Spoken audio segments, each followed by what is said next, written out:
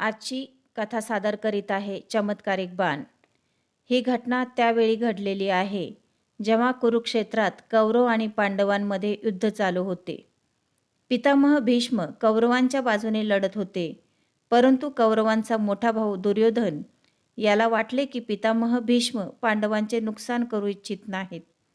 दुर्योधनाचा असा विश्वास होता की पितामह भीष्म हे खूप शक्तिशाली होते आणि पांडवांना मारणे त्यांच्यासाठी खूप सोपे होते। दुर्योधनाने पितामह यांना सांगितले की तुम्हाला पांडवांना मारायचे नाही, म्हणूनच तुम्ही कोणतेही शक्तिशाली शस्त्र वापरत नाही। दुर्योधनाचे म्हणणे ऐकून पितामह भीष्म म्हणाले, तुला असे वाटत असेल तर मी उद्याच 5 पांडवांचा वध करेन।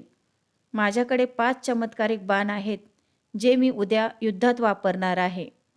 भीष्म पितामहाचे बोलणे ऐकून दुर्योधन म्हणाला, माझा तुमच्यावर विश्वास नाही, म्हणून मला हे 5 चमत्कारिक बाण द्या, मी त्यांना माझ्या खोलीत सुरक्षित ठेवीन। भीष्मांनी ते 5 बाण दुर्योधनाला दिले।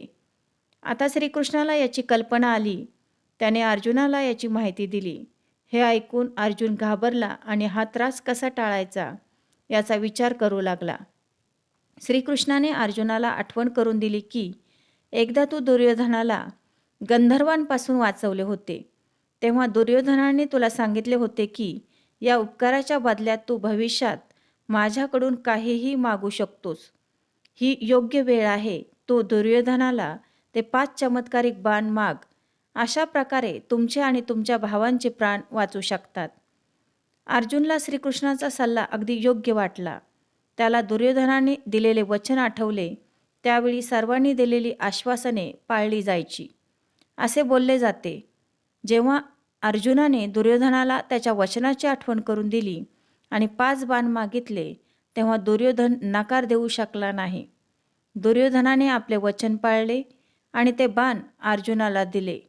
अशा प्रकारे श्रीकृष्णाने आपला भक्त पांडवांचे रक्षण केले।